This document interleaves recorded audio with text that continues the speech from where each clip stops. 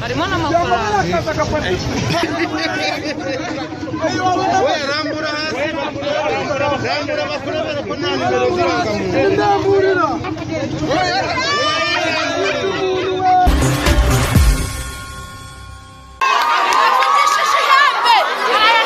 hari saa 4 za mu gitondo ubwo abacuruzi n'abanzwe bakora ubushabitsi bari bahugiye mu mirimo yabo muri uyu mujyi wa Kamembe. Amaze mu buryo busa n'ubutunguranye abantu babona umugabo uri kwigaragura mu muhanda. Bamwe babanje gukeka ko ari moto imugonze, mu gushidikanya kwinshi birangira bamugezeho ariko batangira kumva ibyo yivugiraga.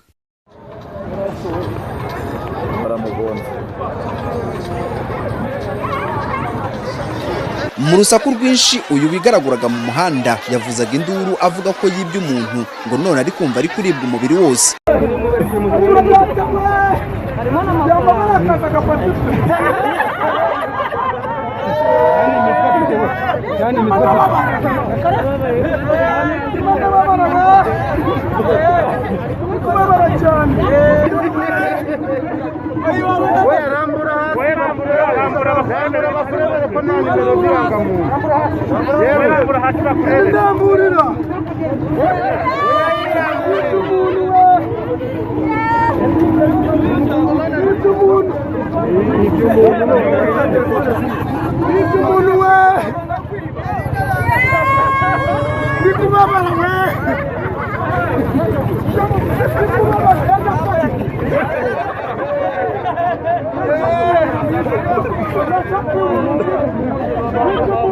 Nyuma y'iminota mike haje guhinguka umugabo ugaragara ko ari igikwerere, maze uyu wavugaga ko yarozwe n'uwo yibye yahise amuha ikofi yari yibye. Undi nawe akora mu mufuko y'ikoti imbere yambaye akura mu ihembe rito, maze ari kubita uwo mugabo ku kibuno ndetse no mu mugongo. Aho hasi yari aryamye yaje kuhazanzamuka abantu batangira kwiyamira.